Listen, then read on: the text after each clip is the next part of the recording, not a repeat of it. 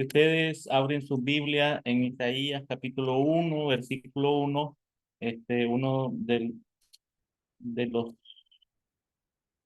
objetivos del profeta es señalar lo siguiente. Visión de Isaías, hijo de Amós, la cual vio acerca de Judá y Jerusalén en días de Usías, Jotán, Acaz y Ezequías, reyes de Judá. El primer versículo de Isaías nos da una idea muy clara exactamente de la misión del profeta.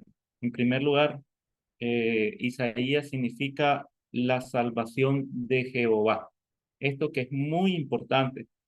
Y sabemos de que es uno de los grandes profetas que tuvieron un ministerio con escritura. Él tenía visiones del Señor y él tuvo que llevarla en un periodo difícil donde se había advertido al pueblo de Israel, en especial a Judá y Jerusalén, se les había advertido que podía pasar exactamente algo similar a lo que estaba por ocurrirles eh, también en otro momento, digamos que contemporáneamente y un poco antes a la parte de Israel, con sus reyes y también con algunos profetas. Pudiéramos decir, según este versículo, que el ministerio del profeta Isaías fue repartido más o menos en 4 etapas donde estuvieron diferentes gobernantes y que más o menos se sitúa entre los años 740 al año 680 antes de Cristo y que más o menos unos 60 años durante la cual Samaria, que era parte del gobierno de Israel, fue tomada y llevada cautiva y en esto también Judá fue invadida por Sennacherib en el 701 aproximadamente. Bien, conocemos de Isaías como el profeta mesiánico. También se describe el libro como el Evangelio en el Antiguo Testamento. Si ustedes notan en el video, se describe mucho todo el mensaje que Isaías tenía que llevar a cabo hasta el capítulo 39. Se habla mucho que del capítulo 40 hasta el capítulo 66 se describe como que si hay otro escritor y no exactamente el mismo profeta, porque hay un cambio literario, hay un cambio de la forma en que se presentan los últimos capítulos, y hay muchas versiones de que no fue el profeta Isaías quien escribió estos últimos capítulos. No obstante, algo que hemos nosotros leído en el Nuevo Testamento es que Jesucristo hace mención del profeta Isaías y él cita a Isaías siempre como una sola declaración, como un solo oráculo, como una sola profecía. Nunca se habló como que hubo otro escritor. Aunque nosotros entendemos, por ejemplo, en los escritos en el Pentateuco, por ejemplo, que nada tienen que ver con el profeta, pero solo quiero sacar una alusión a esto de que hay capítulos de algunos libros en Deuteronomio que no pudieron haber sido escritos lógicamente por Moisés, quien fue que tuvo a cabo la jornada de llevar la escritura del Pentateuco porque ya había fallecido, no podía él hablado de su misma muerte y todo lo que había acontecido en ese momento, antes, durante o después. Pues antes sí, pero durante y después difícilmente. Ahora, yo creo recordarles que de alguna manera también muchos profetas tenían discípulos y que también ellos tomaban notas y hacían este trabajo en algunos momentos de escribas. ¿Sabían ustedes que algo muy, pero muy peculiar es de que se encontraron en el último gran descubrimiento en las cuevas de Qumran? Se encontraron varios fragmentos y también pudiéramos decir no solo fragmentos, sino escrituras del profeta Isaías. pues se encontraron de varios, pero también del profeta Isaías. Esto le dio una fuerza grande porque tenían vieja data, es decir, tenían fechas y se descubrieron a través de descubrimientos arqueológicos y pruebas científicas de cuánto era el tiempo que tenían escrito. Por supuesto, no estamos hablando de manuscritos originales, sino que de copias, y fueron encontradas muchas copias, varias copias, acerca de los manuscritos del profeta Isaías. Bien, algo que pudiéramos decir que dentro de la colección profética escrita en el Antiguo Testamento, pudiéramos poner al profeta Isaías como uno de los primeros. Representa una colección de sermones, narraciones proféticas, bosquejos de los planes y propósitos de Dios para el pueblo de Israel, en especial, hermanos, la nación de Judá. Entonces, Isaías fue llamado a ser un profeta del Señor y tuvo una visión asombrosa, pero maravillosa de lo que era más o menos el templo, la visión del templo del Señor. Quisiera mostrarle una fotografía más o menos de lo que podría haber sido eh, un fragmento del libro del profeta Isaías encontrada en las cuevas de Qumran, más o menos. Ahora, algunos de estos segmentos, digamos, fragmentos o manuscritos fueron realizados en pieles de animales, al menos las que estaban en las cuevas de Qumran, y todos llevaban un proceso porque ellos eran escribas, muy carísimos, muy costosos. Inclusive en los tiempos en que Jesucristo se le dio un rollo del profeta Isaías, pues se describe un poco el trabajo grandioso que hacía el profeta, perdón, los escritores, los escribas. En este caso, estamos hablando de los escribas que transcribían la escritura sagrada. Este proceso no tienen idea cuán costoso es y compartiré con ustedes con mucho gusto unos enlaces de dos secciones donde se nos habla acerca de cómo nos llegó la Biblia, porque es necesario que aprendamos la importancia de que hoy todos nosotros pudiéramos llegar a tener una sagrada escritura completa, Antiguo y Nuevo Testamento, y que esto costó no solamente el esfuerzo, el trabajo de los mensajeros de Dios, sino también cobró vidas, hermanos. Mucho dinero, mucha plata, mucho trabajo, mucho desvelo. Si no, fíjense ustedes lo que nos habla allá en Hebreos capítulo 11 acerca de los héroes de la fe, donde allí se mencionan a muchos nombres de profetas del Señor y hombres y también mujeres que hicieron, digamos, galardones en los cielos y que no han recibido posiblemente ninguno de esos galardones, esperando hasta que nos sumemos nosotros, los que formamos parte de la iglesia del Señor, para poder completar este trabajo hermoso y armonioso de la palabra, de que la palabra del Señor nos permite realizar. Bien, pudiera decir un poco más acerca del profeta Isaías, que el primer versículo, pues increíblemente identifica al autor, el profeta Isaías, hijo de Amós. Eh, bueno, también quisiera decirles, este libro fue escrito en lengua hebrea, por supuesto. Se cree que es uno de los libros más densos y complejos de las Sagradas Escrituras en el Nuevo Testamento. Y su propósito fue el llamado a profetizar el reino de Judá. Entonces, esa parte importante del reino de Judá es hablar de la promesa que Dios le había hecho a David, que lo mencionamos en las clases anteriores, sobre de que su reino, de parte de su reino, iba a venir un linaje o un heredero o un descendiente que iba a reinar en Jerusalén.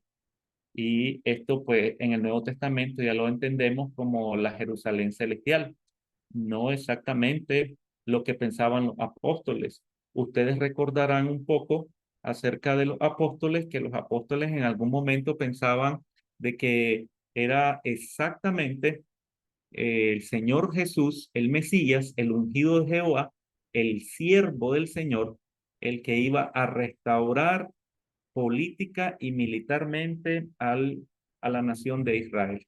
Ahí está la pregunta, si no mal recuerdo, Hechos capítulo 1, versículo 6.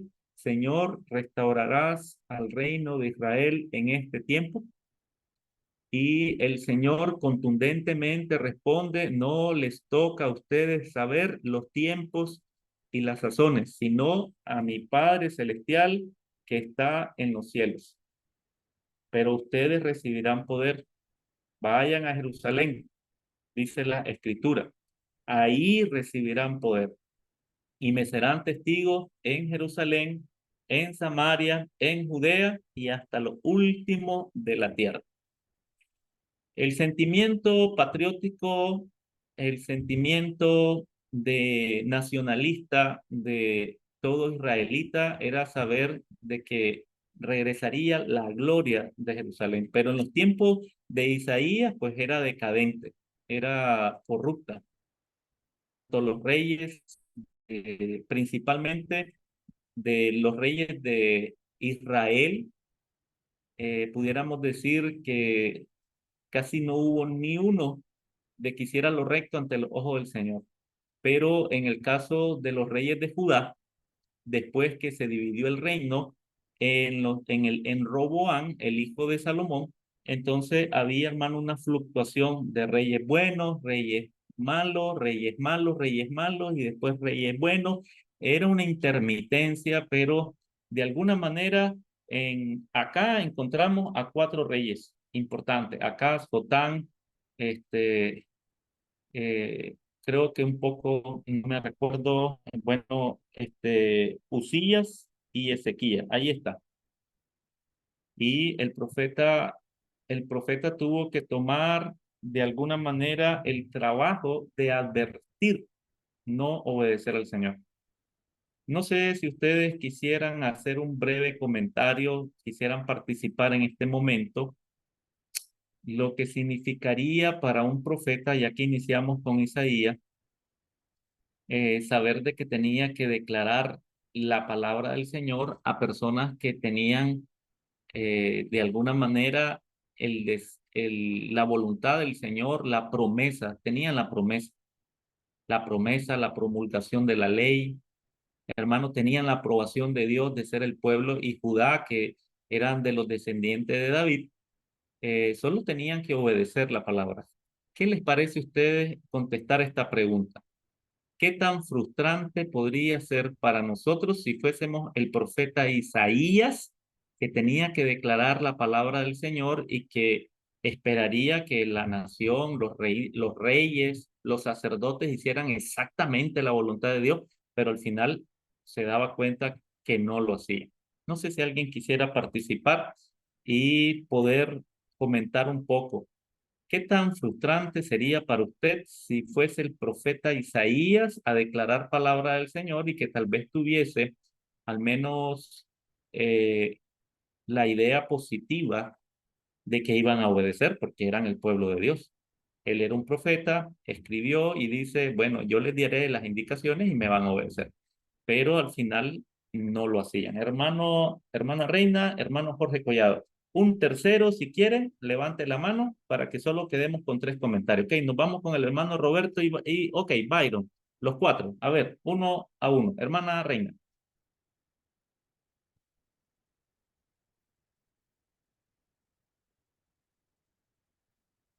Ok, abra su micrófono, hermana. Bien. Ya, no abría, pero ya abrió. Gracias, hermano.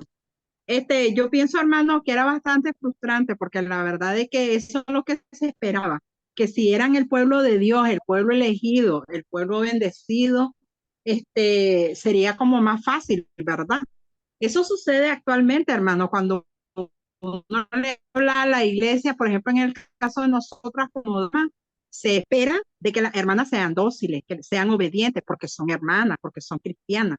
Yo pienso que eso sucedía en ese tiempo porque no solamente, hermano, se llevaron el chaco, por decir así, de que no obedecieran, sino que también, hermano, eran incluso amenazados por el mismo pueblo porque gustaba que les dijeran las verdades y aunque sabían que era cierto lo que él les decía, se sentía terrible porque no solo desobedecían, sino que muchas veces eran amenazados hasta de muerte. O sea, yo siento que era frustrante, era duro, era algo como decir las verdades, por ejemplo, a un gobernante actualmente, o sea, es difícil.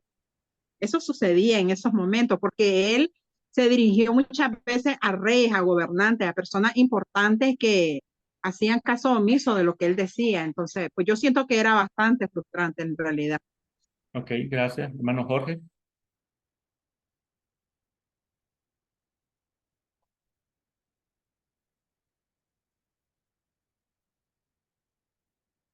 A ver si nos puede, le mando un mensaje para que abra su micrófono. Está cerrado. Ahora sí, es que me decía ahí que no lo podía desbloquear yo. Ok. Buenas noches, hermanos, bendiciones. Bueno, refiriéndonos a los profetas, eh, des- en el sentido espiritual, eso fue muy maravilloso para ellos porque fueron llenos del Espíritu Santo, ¿verdad? El Señor los ungía por visiones maravillosas y predicaban la palabra del Señor, hablándole a los reyes y eran reyes, no cualquier rey, eran reyes del linaje de David, la mayoría. Esto era tremendo porque ellos se llenaban de valor y a la vez de temor, de valor en enfrentar lo malo que estaba haciendo el rey y el pueblo de Israel en ese momento, de declarar lo que Dios le hablaba para que ellos corrigieran su pecado y volvieran al camino del Señor, porque lamentablemente el pueblo de Israel siempre hacía lo que a ellos bien le parecían y sobre todo lo que detestaba el Señor de ellos era la idolatría que ellos hacían. Entonces, era bien bonito cómo predicaban y algo especial. El Señor lo ungía para que hablaran al pueblo. Pero aquí viene esto importante, que ellos se llenaban de valor, pero obviamente que como seres humanos tuvieron temor. Y aquí hay algo en la actualidad, porque el Señor, cuando uno está lleno de valor del Señor, pero a la vez le da temor, Dios quebranta. Y eso tenemos que tener muchísimo cuidado en la actualidad, porque cuando nosotros predicamos la palabra de Dios, ejemplo, tenemos una campaña evangelística y vamos a ir a restaurar a hermanos que están fuera del redil, son ovejas perdidas y sabemos, uno, pongamos el simple ejemplo que ellos están en, la mayoría, vamos a visitar a dos miembros retirados y toman licor. Entonces esos miembros nosotros comenzamos a hablarle, mire, lamentablemente pues está en pecado y queremos restaurarlo de una manera muy especial, haciendo oraciones, predicándole la palabra del Señor. Nosotros con mucho amor y fe hacemos la oración y le predicamos la palabra del Señor a la restauración, que vuelvan al camino del Señor, pero ellos vuelven al camino del Señor, pero a la vez se salen del camino del Señor de nuevo porque tienen esa costumbre de tomar. Es un pecado de ejemplo que estoy poniendo. Ahora bien, nosotros volvemos a orar por esa persona y le volvemos a visitar.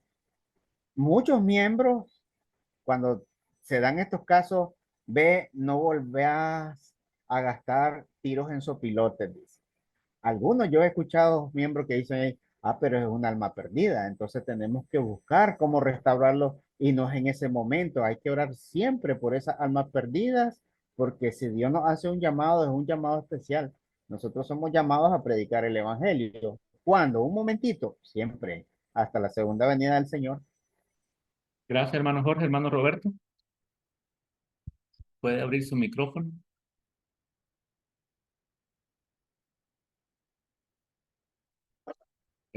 Ok, dele. Intente, hermano. Ahí estamos, hermano. Gracias. Noches, hermanos.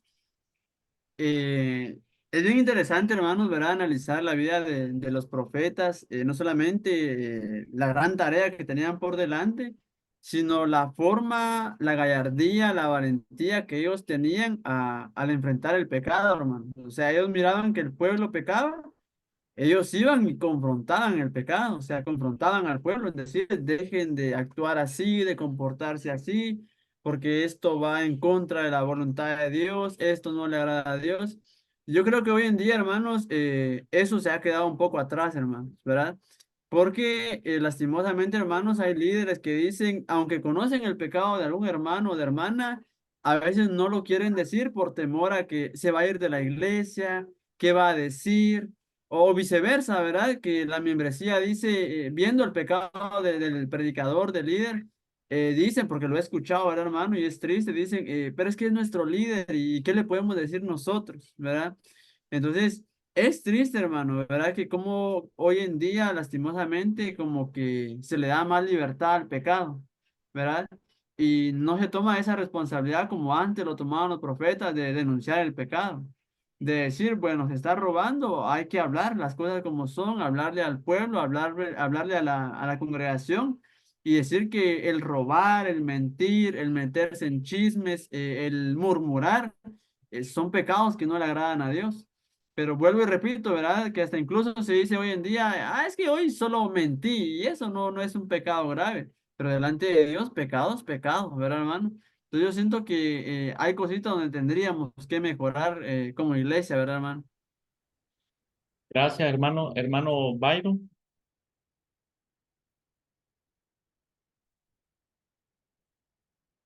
permítame, dele. Buenas noches, hermanos.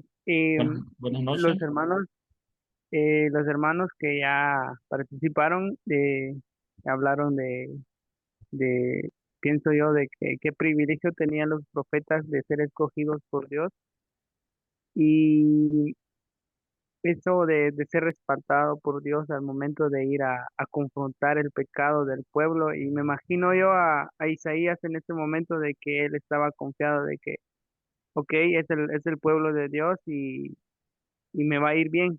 Pero ya ahora me imagino también cuando no le hicieron caso, me imagino a un Isaías frustrado, a un Isaías con que en qué fallé yo, sintiendo culpa de que no pudo advertirles, se podría decir de esa manera, de que él no pudo. eh, Me imagino yo a Isaías que él tenía la culpa de que no pudo cumplir lo que Dios le había encomendado. Entonces, qué tan frustrante era eso. Y a veces hoy en día muchos de los líderes tienen ese mismo pensar de que qué tal si no llegamos a hacer bien las cosas y al final pues al final Dios está al control de todo, pero me imagino yo a un Isaías así. Gracias, hermano.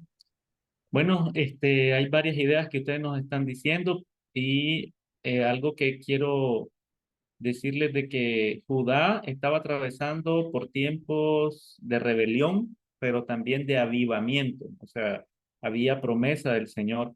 También era amenazado con destrucción por parte de Asiria y Egipto, pero la misericordia de Dios hizo que se preservaran. El profeta Isaías proclamó un mensaje de arrepentimiento, expectativas a la esperanza, liberación de Dios en el futuro, pero si no obedecían.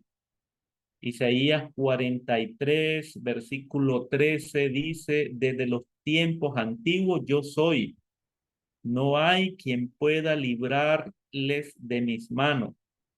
Lo que yo hago, nadie puede deshacerlo. Isaías 43, 13, hermano.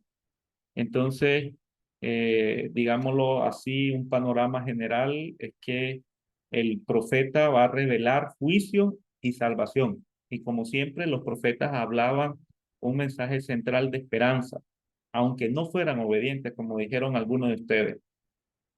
Capítulo 6, versículo 3, cuando mira Isaías la gloria del Señor, es repetido mucho esa expresión que dice Dios es santo, santo, santo.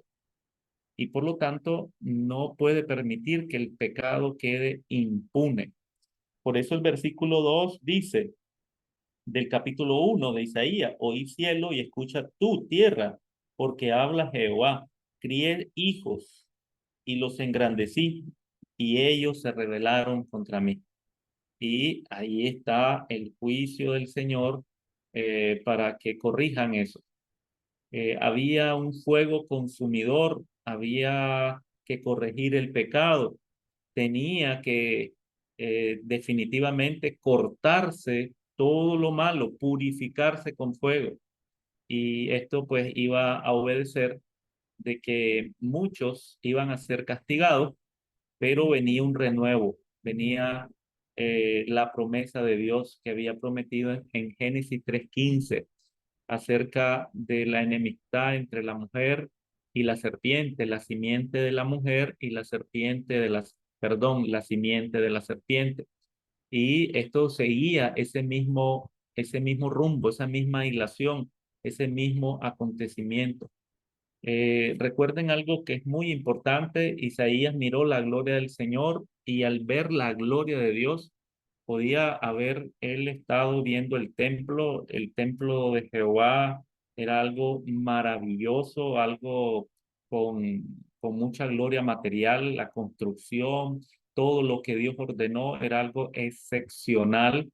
Sin embargo, de hecho, el capítulo 1 Isaías, a través de la palabra del Señor, condena el culto externo y habla más de tener ese culto interno en el alma de las personas, no exactamente en los edificios. Si ustedes recordarán, Jesucristo, cuando uno de sus discípulos le dijo acerca de que opinara con respecto al templo, Jesucristo dijo, de cierto digo que no quedará piedra sobre piedra. Y esto es algo sorprendentemente increíble de que los judíos lo tomaron como una acusación en contra del culto al Señor. Sin embargo, estaba el Señor Jesús conectado con lo que también había dicho Jehová a través del profeta Isaías. Era prácticamente mencionar lo que en este momento diríamos eh, que Dios es un Dios de gloria. Y Isaías se sintió muy mal al estar viendo la gloria del Señor y pensó que iba a morir, pero Dios lo purificó con un carbón encendido. Eso nos indica a nosotros, hermanos, que todos tenemos la oportunidad de obedecer la palabra del Señor. Y quiero hacer un pequeño paréntesis con la iglesia hoy en día, ya que el hermano Roberto, pues también mencionó algo que hoy indico, hermano. La, pudiéramos decir, como la alergia que la iglesia tiene cuando llega a la congregación alguien que practica la prostitución, la brujería o alguien que es homosexual o lesbiana, alguien que acaba de salir de la cárcel, en fin, alguien que tiene mala reputación de pagar sus deudas y llega a la iglesia. Entonces, pudiéramos seguir mencionando otro ejemplo, pero está bien por ahí. Y usted lo conoce y usted dice, ¿y qué viene a hacer esta persona aquí a la iglesia? ¿Cuáles serán sus intenciones?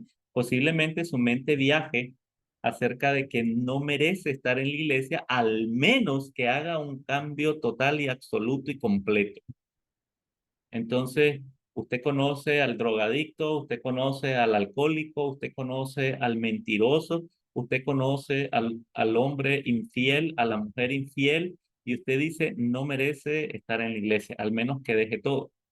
Y puede ser que hasta compare su vida creyente con él o con ella y diga, pues yo soy mejor en este sentido.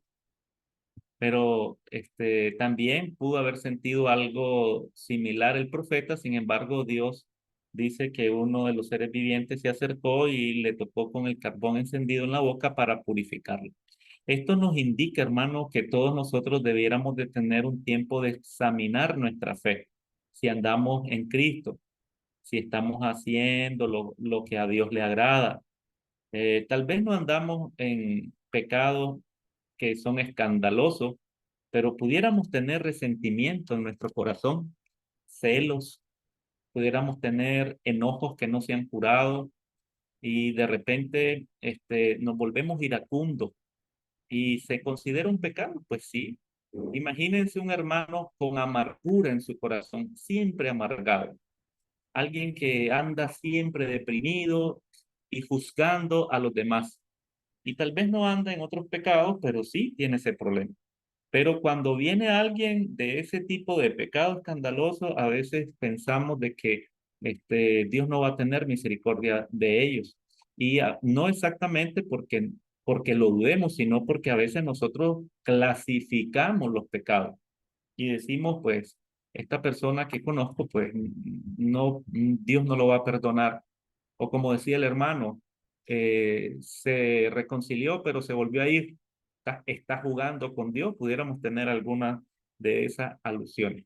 Permítame decirles, hermanos, les envié una imagen al grupo y yo les puse un orden cronológico de los profetas, donde están los profetas antes del exilio, los profetas durante el exilio y los profetas después del exilio. Y nosotros iniciamos estudiando el profeta Isaías, pero él está entre los 700 y el 680. Recuerden de que como tenemos un antes y un después, nosotros estamos en el año 2024 después de Cristo, pero cuando estudiamos la historia hacia atrás, entonces figuramos el año cero como el punto de partida y vamos hacia atrás. Por eso tenemos que declarar de que es del Isaías hizo más o menos un trabajo profético entre el 740 al 680 antes de Cristo. Bien, la misericordia del Señor es algo que se presentó ahí para saber de que había gracia, igual que hoy en el Evangelio, que había compasión, y sin embargo el pueblo estaba cegado a cumplir los mandamientos del Señor y bueno, ni modo. Esto era algo que se cumple en las escrituras, en los profetas del Antiguo Testamento y los que predican hoy en el Nuevo Testamento. Isaías 53:5 dice, mas él fue herido por nuestras rebeliones, molido por nuestros pecados, el castigo de nuestra paz fue sobre él, y por su llaga fuimos todos nosotros curados. Isaías 53 representa una de las muchísimas escrituras que tiene el libro acerca del Mesías, acerca del sufrimiento, acerca de cómo él tenía la esperanza para la nación también de Judá de pagar nuestros pecados, los pecados del pueblo y los pecados de toda la nación. Entonces, Dios preparó en todos los detalles. Ustedes lo pueden leer en los evangelios, hermanos. Dios preparó las profecías sobre el siervo sufriente o el siervo del Señor y en su soberanía, en su majestad, en su conocimiento, pues Dios puede hacer eso. Eh, el capítulo 53 es una imagen muy conmovedora y profética que tiene un cuadro completo de lo que representó tener el Evangelio para el alcance a todas las naciones. Jesús fue despreciado, fue rechazado, fue azotado, herido por nuestras rebeliones.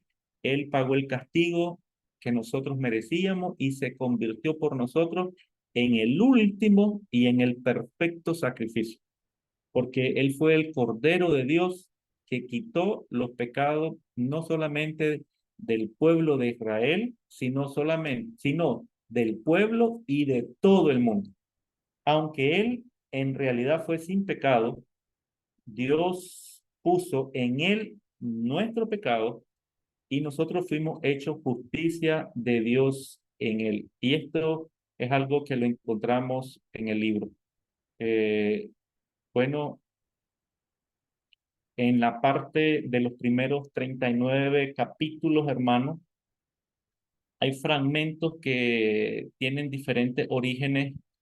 Por ejemplo, las profecías que tienen que ver con la ausencia de la obediencia a Dios.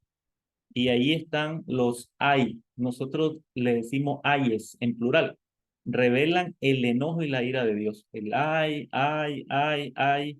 El dolor que el pueblo estaba sufriendo por ser desobediente. Pero también que iba a haber esperanza y perdón para los pecadores.